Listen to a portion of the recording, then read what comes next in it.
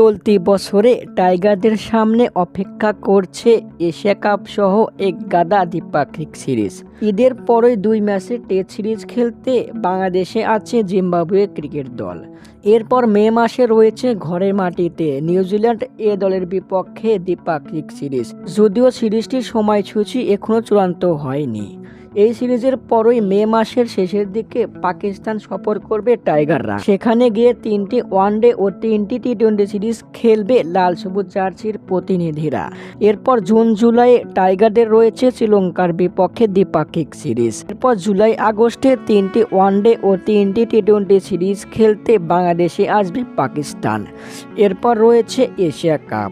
ভারতের বিপক্ষে দ্বিপাক্ষিক সিরিজ আয়োজনের কথা থাকলেও সেটা এখনও নিশ্চিত হয়নি। এরপর আগামী অক্টোবর মাসে আফগানিস্তানের বিপক্ষে 3টি টি-20 ও 2 ম্যাচের টেস্ট সিরিজ আয়োজনের পরিকল্পনা রয়েছে বিসিবির।